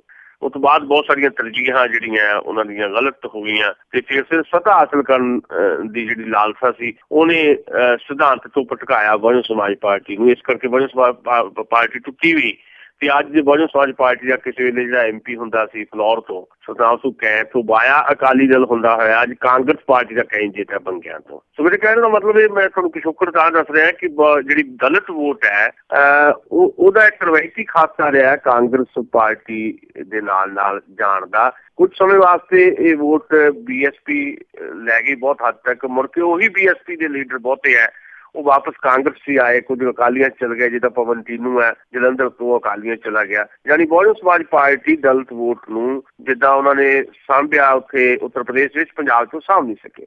ਔਰ ਫਿਰ ਦਲਿਤ ਵੋਟ ਜਿਹੜੀ ਹੈ ਉਹ ਖਿੜੀ ਪੁਲੀ ਦਿਖਾਈ ਦੇ ਰਹੀ ਹੈ, ਪਰ ਵੱਡਾ ਹਿੱਸਾ ਦਲਿਤ ਵੋਟ ਦਾ ਕਾਂਗਰਸ ਨੂੰ ਜਾਣ ਦੀ ਸੰਭਾਵਨਾ ਬਣੀ ਹੋਈ ਹੈ। ਪਰ ਸਾਡੇ ਕੋਲ ਜਿਸ ਤਰ੍ਹਾਂ ਦੀਆਂ ਖਬਰਾਂ ਆ ਰਹੀਆਂ ਕਿ ਦਲਿਤ ਵੋਟ ਕਾਫੀ ਚੁੱਪ ਵੱਟ ਕੇ ਬੈਠੀ ਹੈ। ਦਲਿਤ ਵੋਟ ਦਾ ਵੱਡਾ ਹਿੱਸਾ ਜਿਹੜਾ ਆ ਉਹ ਬੋਲ ਨਹੀਂ ਰਿਹਾ, ਸਗੋਂ ਇੱਕ ਨਵਾਂ ਵਰਤਾਰਾ ਦੇਖਣ ਨੂੰ ਮਿਲ ਰਿਹਾ। ਖਾਸ ਤੌਰ ਤੇ ਮਾਲਵੇ ਦੇ ਦਲਿਤ ਜਿਹੜੇ ਹੈ, ਪੰਜਾਬ ਦੇ ਜਿਹੜੇ ਦੁਆਬੇ ਦੇ ਦਲਿਤ ਹੈ ਉਹ ਬੜੇ ਓਪਨਲੀ ਕਾਂਗਰਸ ਜਾਂ ਬਹੁਜਨ ਸਮਾਜ ਪਾਰਟੀ ਨਾਲ ਖੜਦੇ ਦਿਖਾਈ ਦਿੰਦੇ ਹੈ। ਮਾਲਵੇ ਦਾ ਜਿਹੜਾ ਦਲਿਤ ਹੈ, ਮਾਲਵੇ ਦੇ ਦਲਿਤ ਪਰਿਵਾਰਾਂ ਦੇ ਵਿੱਚ ਇੱਕ ਨਵਾਂ ਵਰਤਾਰਾ ਇਹ ਦੇਖਣ ਨੂੰ ਮਿਲ ਰਿਹਾ ਹੈ ਵੀ ਜੇ ਘਰ ਦੇ 4 ਮੈਂਬਰ ਹੈ ਉਹਦੇ 'ਚ ਮੰਨ ਲਓ ਪਿਓ ਪੁੱਤ 2 ਮੈਂਬਰ ਹੀ ਹੈ ਤੇ ਪੁੱਤ ਜੇ ਕਾਂਗਰਸ ਦੀ ਚੋਣ ਰੈਲੀ ਚੱਲ ਜਾਂਦਾ ਹੈ ਤਾਂ ਪਿਓ ਜਿਹੜਾ ਆ ਉਹ ਅਕਾਲੀਆਂ ਦੀ ਰੈਲੀ 'ਚ ਜਾ ਆਉਂਦਾ ਹੈ ਜਾਂ ਆਮ ਆਦਮੀ ਪਾਰਟੀ ਦੀ ਰੈਲੀ ਜਾ ਆਉਂਦਾ ਹੈ। ਮਤਲਬ ਟੱਬਰ ਏਦਾਂ ਸੋਚ ਰਿਹਾ ਹੈ ਵੀ ਇੱਕ ਜਣਾ ਉੱਧਰ ਚੱਲ ਜਾਓ, ਇੱਕ ਜਣਾ ਉੱਧਰ ਚੱਲ ਜਾਓ, ਜਿਹੜਾ ਜਿੱਤ ਗਿਆ ਚਲੋ ਉਹਦੇ ਨਾਲ ਫਿਰ ਮਾੜਾ ਮੋਟਾ ਰਾਬਤਾ ਰਹੂਗਾ, ਚੌਧਰੀਆਂ ਦੇ ਨਾਲ ਰਾਬਤਾ ਰਹੂਗਾ। ਸੋ ਚੌਧਰੀਆਂ ਨੂੰ ਨਾਰਾਜ਼ ਨਹੀਂ ਕੀਤਾ ਜਾ ਰਿਹਾ, ਪਰ ਇੱਕ ਪਾਸੇ ਹੋ ਕੇ ਮਾਲਵੇ ਦਾ ਦਲਿਤ ਨਹੀਂ ਚੱਲ ਰਿਹਾ। ਇਸ ਕਰਕੇ ਸਸਪੈਂਸ ਬਣਿਆ ਹੋਇਆ ਕਿ ਮਾਲਵੇ ਦਾ ਦਲਿਤ ਅਸਲ 'ਚ ਵੋਟ ਕਿੱਥੇ ਕਰੇਗਾ। ਸੋ ਦਲਿਤ ਵੋਟ ਇੱਕ ਬਹੁਤ ਇੰਪੋਰਟੈਂਟ ਫੈਕਟਰ ਹੈ ਤੇ ਪੰਜਾਬ ਦੇ ਵਿੱਚ ਸ਼੍ਰੋਮਣੀ ਅਕਾਲੀ ਦਲ ਨੂੰ ਲਾਭ ਪਹੁੰਚਾਉਣ ਵਾਸਤੇ ਬਹੁਜਨ ਸਮਾਜ ਪਾਰਟੀ ਪਿਛਲੇ 10 ਸਾਲਾਂ ਤੋਂ ਮੈਂ ਦੇਖ ਰਿਹਾ ਉਹ ਸਾਰੀਆਂ ਸੀਟਾਂ 'ਤੇ ਚੋਣ ਲੜਦੀ ਹੈ ਤਾਂ ਜੋ ਕਾਂਗਰਸ ਦੀ ਵੋਟ ਬੈਂਕ ਜਿਹੜੀ ਹੈ ਥੋੜ੍ਹੀ ਬਹੁਤ ਨੁਕਸਾਨ ਕੀਤਾ ਜਾ ਸਕੇ। ਆਪ ਕੋਈ ਸੀਟ ਜਿੱਤਣੀ ਨਹੀਂ, ਡੀਲ ਕਿੱਦਾਂ ਹੁੰਦੀ ਹੈ ਇਹਨਾਂ ਦੀ ਅਕਾਲੀਆਂ ਨਾਲ ਕਿੱਦਾਂ ਨਹੀਂ, ਬੀਬੀ ਮਾਇਆਵਤੀ ਨਾਲ ਕਿੱਥੇ ਸੌਦੇਬਾਜ਼ੀ ਹੁੰਦੀ ਹੈ, ਉਹ ਸੌਦੇਬਾਜ਼ੀ ਦਾ ਖਾਕਾ ਕੀ ਹੈ, ਇਹਦੇ ਬਾਰੇ ਕੋਈ ਫੈਕਟ ਨਹੀਂ ਹੈ ਸਾਡੇ ਕੋਲ। ਪਰ ਇਹ ਗੱਲ ਸਾਫ਼ ਦਿਖਾਈ ਦਿੰਦੀ ਹੈ ਕਿ ਦਲਿਤ ਵੋਟ ਦਾ ਇੱਕ ਹਿੱਸਾ ਉਹ ਕਿਤੇ ਕਾਂਗਰਸ ਨੂੰ ਪੈ ਜਾਵੇ, ਉਹਨੂੰ ਰੋਕਣ ਵਾਸਤੇ ਤੇ ਅਕਾਲੀਆਂ ਨੂੰ ਲਾਭ ਪਹੁੰਚਾਉਣ ਵਾਸਤੇ ਇੱਕ ਅਜੀਬ ਕਿਸਮ ਦੀ ਰਾਜਨੀਤੀ ਬਹੁਜਨ ਸਮਾਜ ਪਾਰਟੀ ਖੇਡਦੀ ਹੈ। ਤੇ ਹੁਣ ਇਹਨਾਂ ਸਥਿਤੀਆਂ ਦੇ ਵਿੱਚ ਆਮ ਆਦਮੀ ਪਾਰਟੀ ਦਾ ਵੀ ਨੁਕਸਾਨ ਹੈ ਜੇ BSP ਸਾਰੀਆਂ ਸੀਟਾਂ ਤੇ ਖੜੀ ਹੋਈ ਹੈ ਤੇ ਕਾਂਗਰਸ ਨੂੰ ਵੀ ਨੁਕਸਾਨ ਹੈ। ਅਕਾਲੀ BJP ਗੱਠਜੋੜ ਨੂੰ ਇਹਦਾ ਫਾਇਦਾ ਹੈ ਵੀ ਜਿਹੜੀ ਵੋਟ ਸਟੇਟ ਦੇ ਖਿਲਾਫ ਜਾਂ ਸੱਤਾ ਦੇ ਖਿਲਾਫ ਭੁਗਤਣੀ ਹੈ ਉਹ ਵੋਟ ਨੂੰ ਸਾਈਡ ਤੇ ਕਰ ਦਿੱਤਾ ਜਾਂਦਾ ਹੈ। ਸੋ ਇਸ ਤਰ੍ਹਾਂ ਦੀ ਗੇਮ ਚੱਲ ਰਹੀ ਹੈ, ਇੱਕ ਰਾਜਨੀਤੀ ਹੈ, ਰਾਜਨੀਤੀ 'ਚ ਇਸ ਤਰ੍ਹਾਂ ਦੀਆਂ ਖੇਡਾਂ ਖੇਡੀਆਂ ਜਾਂਦੀਆਂ, ਪਰ ਦਲਿਤ ਵੋਟ ਸਮੁੱਚੇ ਤੌਰ ਦੇ ਉੱਤੇ ਇੱਕ ਵੱਲੋਂ ਇਸ ਵੇਲੇ ਕਿਸੇ ਇੱਕ ਧਿਰ ਨੂੰ ਪੈਂਦੀ ਨਹੀਂ ਦਿਖਾਈ ਦੇ ਰਹੀ। ਦੁਆਬੇ 'ਚ ਸ਼ਾਇਦ ਕਾਂਗਰਸ ਨੂੰ ਇਹਦਾ ਲਾਭ ਰਹੇਗਾ ਦਲਿਤ ਵੋਟ ਦਾ, ਪਰ ਮਾਲਵੇ ਦੇ ਵਿੱਚ ਏਦਾਂ ਦੀ ਸਿਚੁਏਸ਼ਨ ਨਹੀਂ ਹੈ। ਸੋ ਮਾਲਵੇ ਦੀ ਦਲਿਤ ਵੋਟ ਇੱਕ ਸਸਪੈਂਸ ਬਣਾ ਕੇ ਰੱਖ ਰਹੀ ਹੈ ਤੇ ਇਹ ਸਸਪੈਂਸ ਕਿਸੇ ਦੇ ਵੀ ਕਹਿ ਲਓ ਵਿੱਚ ਜਦੋਂ 4 ਫਰਵਰੀ ਨੂੰ ਵੋਟਾਂ ਪੈਣੀਆਂ ਕਿਸੇ ਵੀ ਪੱਖ ਦੇ ਵਿੱਚ ਭੁਗਤ ਸਕਦਾ, ਆਮ ਆਦਮੀ ਪਾਰਟੀ ਜਾਂ ਫਿਰ ਕਾਂਗਰਸ ਦੇ ਪੱਖ ਦੇ ਵਿੱਚ।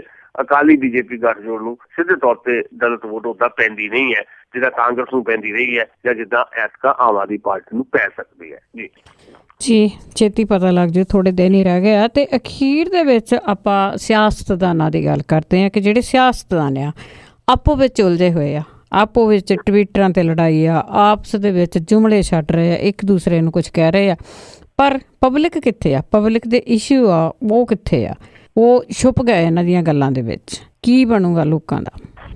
ਬਿਲਕੁਲ ਅਸੀਂ ਵੀ ਕਹਿ ਰਹੇ ਹਾਂ, ਅੱਜ ਤੋਂ ਨਹੀਂ ਕਹਿ ਰਹੇ, ਅਸੀਂ ਬਹੁਤ ਦੇਰ ਤੋਂ ਇਹ ਗੱਲਾਂ ਕਰਦੇ ਆ ਰਹੇ ਹਾਂ। ਜਿੱਦਾਂ ਅਸੀਂ ਸ਼ੁਰੂ 'ਚ ਹੀ ਗੱਲ ਕੀਤੀ ਅਰਵਿੰਦ ਕੇਜਰੀਵਾਲ ਤੇ ਅਮਰਿੰਦਰ ਸਿੰਘ ਦੀ ਆਪੋ ਵਿੱਚ ਜਿਹੜੀ ਟਵਿੱਟਰ ਤੇ ਜੰਗ ਚੱਲ ਰਹੀ ਹੈ, ਸ਼ਬਦੀ ਬਾਣ ਇੱਕ ਦੂਜੇ ਦੇ ਖਿਲਾਫ ਚਲਾਏ ਜਾ ਰਹੇ ਹੈ, ਜਾਂ ਨਾਲ ਅਸੀਂ ਬਾਕੀ ਗੱਲਾਂ ਕੀਤੀਆਂ ਵੀ ਕਿਵੇਂ ਜਲਾਲਾਬਾਦ ਦੇ ਵਿੱਚ ਬਕਾਇਦਾ ਇੱਕ ਪਰਸਨੈਲਿਟੀਜ਼ ਜਿਹੜੀਆਂ ਆ ਉਹ ਆਪਸ ਵਿੱਚ ਭਿੜ ਰਹੀਆਂ। ਲੰਬੀ ਖਾਸ ਤੌਰ ਦੇ ਉੱਤੇ ਸਰਦਾਰ ਪ੍ਰਕਾਸ਼ ਸਿੰਘ ਬਾਦਲ, ਉਹਨਾਂ ਦੀ ਵੀ ਆਖਰੀ ਚੋਣ ਮੰਨੀ ਜਾ ਰਹੀ ਹੈ ਤੇ ਕੈਪਟਨ ਅਮਰਿੰਦਰ ਨੇ ਐਲਾਨੀਆ ਕਹਿ ਦਿੱਤਾ ਕਿ ਉਹਨਾਂ ਦੀ ਵੀ ਆਖਰੀ ਚੋਣ ਹੈ ਇਹ, ਤੇ ਉਹਨਾਂ ਨੇ ਵੀ ਕਿਹਾ ਕਿ ਉਹਨਾਂ ਦੀ ਆਖਰੀ ਚੋਣ ਹੈ ਤੇ ਇਸ ਵਾਰ ਹਰ ਹਾਲ 'ਚ ਮੈਂ ਬਾਦਲ ਸਾਹਿਬ ਨੂੰ ਹਰਾ ਕੇ ਚੋਣ ਜਿੱਤੂਗਾ। ਏਦਾਂ ਹੀ ਅਸੀਂ ਜਲਾਲਾਬਾਦ ਦੇ ਵਿੱਚ ਦੇਖਿਆ ਸੁਖਬੀਰ ਬਾਦਲ, ਰਵਨੀਤ ਬਿੱਟੂ ਤੇ ਭਗਵੰਤ ਮਾਨ ਦੀ ਜਿਹੜੀ ਜੰਗ ਚੱਲ ਰਹੀ ਹੈ। ਉਧਰ ਮਜੀਠੀਆ ਤੇ ਹਿੰਮਤ ਸਿੰਘ ਸ਼ੇਰਗਿੱਲ, ਜਿਹੜੀ ਮਜੀਠੀਆ ਦੇ ਖਿਲਾਫ ਵੀ ਇੱਕ ਪਰਸਨੈਲਿਟੀ ਲਿਆਂਦੀ ਗਈ ਹੈ, ਪਹਿਲਾਂ ਉਹਨਾਂ ਨੂੰ ਮੋਹਾਲੀ ਤੋਂ ਟਿਕਟ ਦਿੱਤੀ ਗਈ ਸੀ, ਹੁਣ ਉੱਥੋਂ ਉਹਨਾਂ ਨੂੰ ਖੜਾ ਕੀਤਾ ਗਿਆ। ਇੱਥੇ ਪਟਿਆਲੇ 'ਚ ਜਨਰਲ ਜੇ ਸਿੰਘ ਸਾਬਕਾ ਆਰਮੀ ਚੀਫ ਕੈਪਟਨ ਅਮਰਿੰਦਰ ਦੇ ਖਿਲਾਫ ਲੜ ਰਿਹਾ। ਸੋ ਇਹ ਜਿਹੜੀ ਪਰਸਨੈਲਿਟੀਜ਼ ਇੱਕ ਦੂਜੇ ਦੇ ਖਿਲਾਫ ਭਿੜ ਰਹੀਆਂ ਵੱਖ-ਵੱਖ ਹਲਕਿਆਂ ਦੇ ਵਿੱਚ, ਜਾਂ ਪਰਸਨੈਲਿਟੀਜ਼ ਜਿਹੜੀਆਂ ਆ ਵੱਡੇ ਨਾਂ ਵੱਡੇ ਫੇਸ ਅਰਵਿੰਦ ਕੇਜਰੀਵਾਲ ਟਵਿੱਟਰ ਤੇ ਲਗਾਤਾਰ ਚੱਲ ਰਹੇ ਨੇ, ਕੁਝ ਨਾ ਕੁਝ ਰੋਜ਼ ਜੁਮਲੇ ਉਹ ਛੱਡਦੇ ਨੇ ਤੇ ਇਹ ਸਾਰੇ ਕੁਝ ਨੇ ਜਿਹੜੇ ਲੋਕਾਂ ਦੇ ਇਸ਼ੂ ਆ ਉਹ ਸਾਈਡਲਾਈਨ ਕਰ ਦਿੱਤੇ ਆ। ਅਸੀਂ ਇਹ ਪਹਿਲਾਂ ਵੀ ਗੱਲ ਕੀਤੀ, ਜਿੱਦਾਂ ਮੈਂ ਕਿਹਾ ਕਿ ਅਸੀਂ ਪਹਿਲਾਂ ਗੱਲ ਕਰਦੇ ਰਹੇ ਹਾਂ। ਸਾਡੀ ਇਸ ਗੱਲ ਦੀ ਜਾਂ ਸਾਡੀ ਇਸ ਧਾਰਨਾ ਦੀ ਪੁਸ਼ਟੀ ਕੀਤੀ ਆ ਹੁਣ centre for the studies of the developing societies, ਜਿਹਨੂੰ CSDS ਕਿਹਾ ਜਾਂਦਾ ਹੈ, centre for the studies of developing societies. ਇਹਦਾ ਵੱਲੋਂ ਇੱਕ ਸਰਵੇ ਹੋਇਆ। ਸਰਵੇ 'ਚ ਇਹ ਗੱਲਾਂ ਸਾਹਮਣੇ ਆਈਆਂ ਵੀ ਇਹਨਾਂ ਚੋਣਾਂ 'ਚ ਜਿਹੜੇ ਇਸ਼ੂ ਉੱਭਰਨੇ ਚਾਹੀਦੇ ਸੀ ਉਹ ਓਦਾਂ ਉੱਭਰ ਨਹੀਂ ਰਹੇ। ਮਤਲਬ ਸਿਵਲ ਸੁਸਾਇਟੀ ਜਿਹੜੀ ਸਾਡੀ ਹੈ, ਇਹ ਸਰਵੇ ਕਹਿ ਰਿਹਾ ਹੈ, ਸਾਡੀ ਜਿਹੜੀ ਪੰਜਾਬ ਦੀ ਸਿਵਲ ਸੁਸਾਇਟੀ ਹੈ ਉਹਦੀ ਐਕਟੀਵਿਟੀਜ਼ ਜਿਹੜੀ ਹੈ ਉਹ ਘਟੀ ਹੈ, ਜਿਹਦੇ ਕਰਕੇ ਜਿਹੜੇ ਲੋੜੀਂਦੇ ਇਸ਼ੂਜ਼ ਹੈਗੇ ਹੈ ਉਹ ਇਲੈਕਸ਼ਨ ਇਸ਼ੂ ਨਹੀਂ ਬਣ ਸਕੇ। ਜਿੱਦਾਂ ਹੁਣ ਬੇਰੁਜ਼ਗਾਰੀ ਹੈ, ਬੇਰੁਜ਼ਗਾਰੀ ਨੂੰ ਉਹਦਾ ਇਸ਼ੂ ਦੇ ਤੌਰ ਤੇ ਪੋਲੀਟੀਕਲ ਪਾਰਟੀਆਂ ਨਹੀਂ ਲੈ ਰਹੀਆਂ। ਹਾਂ, ਬੇਰੁਜ਼ਗਾਰੀ ਦੇ ਨਾਂ ਤੇ ਰਾਜਨੀਤੀ ਇਹ ਕੀਤੀ ਜਾ ਰਹੀ ਹੈ ਵੀ ਕਾਂਗਰਸ ਵਾਲੇ ਕਹਿ ਦਿੰਦੇ ਆ ਵੀ ਅਸੀਂ ਹਰ ਘਰ 'ਚ ਇੱਕ ਨੌਕਰੀ ਦੇਵਾਂਗੇ ਜਾਂ ਅਸੀਂ ਬੇਰੁਜ਼ਗਾਰੀ ਭੱਤਾ ਵੀ ਦੇਵਾਂਗੇ। ਇਹਦੇ ਆਮ ਆਦਮੀ ਪਾਰਟੀ ਕਹਿੰਦੀ ਹੈ ਕਿ ਅਸੀਂ 25 ਲੱਖ ਨੌਕਰੀਆਂ ਦੇਵਾਂਗੇ। ਉਹਨਾਂ ਨੇ ਆਪਣੀ ਚੋਣ ਮੈਨੀਫੈਸਟੋ 'ਚ ਕਿਹਾ। ਸ਼੍ਰੋਮਣੀ ਅਕਾਲੀ ਦਲ ਦਾ ਚੋਣ ਮੈਨੀਫੈਸਟੋ ਵਾਲੇ ਆਉਣਾ ਹੈ ਪਰ ਦਾਅਵੇ ਉਹ ਕਰ ਰਹੇ ਆ ਕਿ ਅਸੀਂ 2.25 ਲੱਖ ਰੁਜ਼ਗਾਰ ਜਿਹੜੇ ਆ ਦੇਵਾਂਗੇ। ਹੁਣ ਇਹ ਸਾਰਾ ਕੁਝ ਜਦੋਂ CSDS ਨੇ ਦੇਖਿਆ ਤਾਂ ਇਹ ਦੇਖਣ 'ਚ ਆਇਆ ਕਿ ਪੋਲੀਟੀਕਲ ਪਾਰਟੀਆਂ ਨੇ ਇਹਨਾਂ ਨੂੰ ਆਪਣੇ ਚੋਣ ਮਨੋਰਥਾਂ 'ਚ ਪੱਤਰਾਂ 'ਚ ਤਾਂ ਰੱਖ ਲਿਆ ਬੇਰੁਜ਼ਗਾਰੀ ਨੂੰ, ਪਰ ਬੇਰੁਜ਼ਗਾਰੀ ਨੂੰ ਇੱਕ ਇਸ਼ੂ ਦੇ ਤੌਰ ਦੇ ਉੱਤੇ ਉੱਭਰਨ ਨਹੀਂ ਦਿੱਤਾ ਜਾ ਰਿਹਾ ਪੰਜਾਬ ਦੇ ਵਿੱਚ। ਏਦਾਂ ਮਹਿੰਗਾਈ ਦਾ ਇਸ਼ੂ ਨਹੀਂ ਬਹੁਤਾ ਉਭਾਰਿਆ ਜਾ ਰਿਹਾ ਕਿਸੇ ਵੀ ਧਿਰ ਵੱਲੋਂ। ਏਦਾਂ ਹੀ ਆ ਵੀ ਐਜ਼ ਯੂਜ਼ਲ ਹੀ ਹੈ ਵੀ ਠੀਕ ਹੈ, ਮਹਿੰਗਾਈ ਵਧੀ ਜਾਂਦੀ ਹੈ ਆਰਾਮ ਨਾਲ। ਟਮਾਟਰ ਜਿੰਨੇ ਰੁਪਏ ਮਰਜ਼ੀ ਕਿਲੋ ਹੋ ਜਾਣ, ਪਿਆਜ਼ ਜਿੰਨੇ ਰੁਪਏ ਮਰਜ਼ੀ ਕਿਲੋ ਹੋ ਜਾਣ, ਕਿਸੇ ਨੂੰ ਕੋਈ ਫਰਕ ਹੀ ਨਹੀਂ ਪੈਂਦਾ ਦਿਖਾਈ ਦੇ ਰਿਹਾ। ਕਰਪਸ਼ਨ ਨੂੰ ਵੀ ਇੱਕ ਇਸ਼ੂ ਦੇ ਤੌਰ ਤੇ ਉੱਦਾਂ ਨਹੀਂ ਲਿਆ ਜਾ ਰਿਹਾ, ਜਦਕਿ ਆਮ ਆਦਮੀ ਪਾਰਟੀ ਤਾਂ ਉਹਨਾਂ ਦਾ ਤਾਂ ਏਜੰਡਾ ਕਰਪਸ਼ਨ ਸੀ। ਅੱਜ ਕਰਪਸ਼ਨ ਨੂੰ ਉਸ ਲੈਵਲ ਦੇ ਉੱਤੇ ਇੱਕ ਇਸ਼ੂ ਦੇ ਤੌਰ ਤੇ ਅਸੀਂ ਨਹੀਂ ਦੇਖ ਰਹੇ। ਡਰੱਗ ਇੱਕ ਇਸ਼ੂ ਹੈ ਤੇ ਡਰੱਗ ਨੂੰ ਜਿਹੜੀ ਸ਼੍ਰੋਮਣੀ ਅਕਾਲੀ ਦਲ BJP ਗੱਠਜੋੜ ਉਹ ਕਹਿੰਦੇ ਵੀ ਇਹ ਤਾਂ ਪੰਜਾਬ ਨੂੰ ਬਦਨਾਮ ਕੀਤਾ ਜਾ ਰਿਹਾ। ਮਤਲਬ ਫੋਕਸ ਨਹੀਂ ਕੀਤਾ ਜਾ ਰਿਹਾ। ਜਿਹੜੀਆਂ ਵਿਰੋਧੀ ਪਾਰਟੀਆਂ ਕਾਂਗਰਸ ਜਾਂ ਆਮ ਆਦਮੀ ਪਾਰਟੀ ਵੀ ਇਹਨੂੰ ਉਸ ਰੂਪ 'ਚ ਫੋਕਸ ਨਹੀਂ ਕਰ ਪਾ ਰਹੇ ਵੀ ਲੋਕਾਂ ਦੇ ਅੰਦਰ ਇਹ ਗੱਲ ਚੱਲੀ ਜਾਵੇ ਕਿ ਇਹ ਸਾਡਾ ਇਸ਼ੂ ਹੈ ਕਿ ਇਸ ਇਸ਼ੂ ਦੇ ਉੱਤੇ ਅਸੀਂ ਵੋਟ ਪਾਉਣੀ ਹੈ, ਚਾਹੇ ਉਹ ਡਿਵੈਲਪਮੈਂਟ ਦਾ ਇਸ਼ੂ ਕਹਿ ਲਓ ਜਾਂ ਕੋਈ ਵੀ ਇਸ਼ੂ। ਉਹ ਕੋਈ ਜਿੱਦਾਂ ਹੁਣ ਨੋਟਬੰਦੀ ਹੈ, ਨੋਟਬੰਦੀ ਵੀ ਕੋਈ ਇਸ਼ੂ ਨੂੰ ਦਿਖਾਈ ਦੇ ਰਿਹਾ। ਬੜੀ ਹੈਰਾਨੀ ਦੀ ਗੱਲ ਹੈ, ਲੋਕ ਇੰਨੇ ਤੰਗ ਹੋਏ, ਲੋਕ ਇੰਨੇ ਜ਼ਿਆਦਾ ਤੰਗ ਹੋਏ, ਹਾਲੇ ਵੀ ਤੰਗ ਹੈ ਲੋਕ ਪਿੰਡਾਂ ਦੇ ਵਿੱਚ ਤੇ ਵੱਡੇ ਸ਼ਹਿਰਾਂ 'ਚ ਠੀਕ ਹੈ, ਥੋੜੇ ਬਹੁਤ ਸੰਕਟ ਖਤਮ ਹੋ ਗਏ ਹੈ, ਪਰ ਜਿਹੜੇ ਰਿਮੋਟ ਏਰੀਆ ਉੱਥੇ ਹਾਲੇ ਵੀ ਲੋਕ ਤੰਗ ਹੈ। ਪਰ ਨੋਟਬੰਦੀ ਕੋਈ ਇਸ਼ੂ ਨਹੀਂ ਲੱਗਦਾ ਦਿਖਾਈ ਦੇ ਰਿਹਾ, ਕੋਈ ਗੱਲ ਹੀ ਨਹੀਂ ਕਰ ਰਿਹਾ ਇਹਦੇ ਤੇ। ਸੋ ਇਹ ਇਸ ਕਰਕੇ ਆ ਕਿਉਂਕਿ ਪਰਸਨੈਲਿਟੀਜ਼ ਨੇ ਕੁਝ ਏਦਾਂ ਦਾ ਤਾਣਾ ਬਾਣਾ ਕਰ ਦਿੱਤਾ ਹੈ ਕਿ ਜਿਹੜੇ ਨੌਨ ਇਸ਼ੂ ਉਹਨਾਂ ਨੂੰ ਇਸ਼ੂ ਬਣਾ ਦਿੱਤਾ ਹੈ। ਇਸ਼ੂ ਇਹ ਹੈ ਜਿਹੜਾ ਅਸੀਂ ਸ਼ੁਰੂ 'ਚ ਗੱਲ ਕੀਤੀ ਵੀ ਕੇਜਰੀਵਾਲ ਸਾਹਿਬ ਪੁੱਛਣ ਵੀ ਕੈਪਟਨ ਸਾਹਿਬ ਤੁਹਾਡੀ ਡੀਲ ਕੀ ਹੋਈ ਆ ਬਾਦਲਾਂ ਨਾਲ, ਤੇ ਇਸ਼ੂ ਇਹ ਹੈ ਕਿ ਕੈਪਟਨ ਸਾਹਿਬ ਇਹ ਕਹਿਣ ਵੀ ਤੁਸੀਂ ਆਪਣਾ ਇਲਾਜ ਕਿੱਥੋਂ ਕਰਾ ਰਹੇ ਆ। ਮਤਲਬ ਇਹ ਨੌਨ ਇਸ਼ੂ ਹੈ। ਡੀਲ ਕੀ ਹੋਈ ਆ ਕੀ ਨਹੀਂ ਇਹ ਤਾਂ ਲੋਕਾਂ ਨੇ ਵੋਟ ਪਾ ਕੇ ਦੱਸ ਦੇਣਾ। ਜਿਹਨੂੰ ਜਿਤਾਉਣਾ ਤੇ ਜਿਹਨੂੰ ਹਰਾਉਣਾ ਪਤਾ ਲੱਗ ਜਾਣਾ ਵੀ ਉਹ ਲੋਕ ਕਿੰਨੇ ਸਿਆਣੇ ਆ, ਕਿੰਨੀ ਗੱਲ ਨੂੰ ਸਮਝਦੇ ਆ। ਇਹ ਜਿਹੜੀ ਆਪੋ ਵਿੱਚ ਹੀ ਨੋਕ ਝੋਕ ਹੈ, ਇਹਨੇ ਸੱਥਾਂ 'ਚ ਜਿਹੜੇ ਲੋਕ ਬੈਠੇ ਆ ਉਹਨਾਂ ਨੂੰ ਖੁਦ ਚਰਚਾ ਦਾ ਮੌਕਾ ਪ੍ਰਦਾਨ ਕਰ ਦਿੱਤਾ ਹੈ ਵੀ ਦੇਖੋ ਜੀ ਅਰਵਿੰਦ ਕੇਜਰੀਵਾਲ ਹੋਣੀ ਕੀ ਕਹਿ ਰਹੇ ਆ। ਇਹ ਤਾਂ ਜੀ ਬਾਦਲਾਂ ਨਾਲ ਕੋਈ ਪੱਕੀ ਡੀਲ ਹੈ, ਹੋ ਵੀ ਸਕਦੀ, ਮੈਂ ਇਸ ਗੱਲ ਤੋਂ ਇਨਕਾਰ ਨਹੀਂ ਕਰਦਾ, ਪਰ ਤੁਹਾਡੇ ਕੋਲ ਜੇ ਫੈਕਟ ਹੈ ਤੇ ਰੱਖੋ। ਤੇ ਕੈਪਟਨ ਅਮਰਿੰਦਰ ਇਹ ਪ੍ਰਚਾਰਿਤ ਕਰ ਰਿਹਾ ਹੈ ਕਿ ਅਰਵਿੰਦ ਕੇਜਰੀਵਾਲ ਤਾਂ ਜੀ ਉਹਨਾਂ ਦਾ ਤਾਂ ਦਿਮਾਗੀ ਤਵਾਜ਼ਨ ਖਰਾਬ ਹੋ ਗਿਆ। ਸੋ ਨੌਨ ਇਸ਼ੂ ਹੈ, ਨੌਨ ਇਸ਼ੂ ਨੂੰ ਇਸ਼ੂ ਬਣਾ ਦਿੱਤਾ ਗਿਆ ਤੇ ਇਸ਼ੂ ਸਾਈਡ ਲਾਈਨ ਤੇ ਕਰ ਦਿੱਤੇ ਗਏ। ਇਹ ਪੰਜਾਬ ਦੀਆਂ ਚੋਣਾਂ ਦੇ ਵਿੱਚ ਹੋ ਰਿਹਾ ਹੈ। ਇਹਦੇ ਤੋਂ ਲੱਗਦਾ ਹੈ ਕਿ ਧਿਰ ਜਿਹੜੀ ਮਰਜ਼ੀ ਆ ਜਾਵੇ ਸੱਤਾ ਦੇ ਵਿੱਚ, ਹਕੂਮਤ ਜਿਹੜੀ ਮਰਜ਼ੀ ਆ ਜਾਵੇ, ਪਰ ਹਾਰ ਲੋਕਾਂ ਦੀ ਹੋਣੀ ਹੈ। ਇਸ ਜਿੱਤ ਦੇ ਵਿੱਚ ਲੋਕ ਕਿਤੇ ਨਹੀਂ ਹੋਣਗੇ, ਲੋਕ ਹਾਰਨਗੇ। ਸੋ ਇਹ ਸਥਿਤੀ ਜਿਹੜੀ ਹੈ ਇਸ ਵੇਲੇ ਅਸੀਂ ਪੰਜਾਬ ਦੀਆਂ ਟੋਟਲ ਇਲੈਕਸ਼ਨ ਦੇ ਸੀਨ ਦੇ ਵਿੱਚੋਂ ਦੇਖ ਰਹੇ ਹਾਂ। ਜੀ ਬਹੁਤ ਬਹੁਤ ਧੰਨਵਾਦ ਤੁਹਾਡਾ ਜੀ। ਬਹੁਤ ਮਿਹਰਬਾਨੀ ਜੀ, ਬਹੁਤ ਸ਼ੁਕਰੀਆ ਜੀ, ਸ਼ੁਕਰੀਆ। ਥੈਂਕ ਯੂ ਜੀ, ਸਤਿ ਸ਼੍ਰੀ ਅਕਾਲ ਜੀ। ਤੇ ਜੀ ਸਰੋਤੇ ਸਨ ਸਾਡੇ ਨਾਲ ਜੁੜੇ ਸੁਸ਼ੀਲ ਦਸਾਂਝ ਜੀ, ਜੋ ਆਪਣੀ ਟਿੱਪਣੀ ਕਰਦੇ ਨੇ ਜੀ, ਖਬਰਾਂ ਨਹੀਂ ਹੁੰਦੀਆਂ, ਟਿੱਪਣੀ ਹੁੰਦੀ ਆ। ਤੇ ਇਸੇ ਦੇ ਨਾਲ ਸਾਡਾ ਅੱਜ ਦਾ ਪ੍ਰੋਗਰਾਮ ਸਮਾਪਤ। ਅਗਲੇ ਬੁਲਟਨ ਤੱਕ ਬਲਵਿੰਦਰ ਕੌਰ ਵੱਲੋਂ ਆਪ ਸਭ ਨੂੰ ਪਿਆਰ ਭਰੀ ਸਤਿ ਸ਼੍ਰੀ ਅਕਾਲ।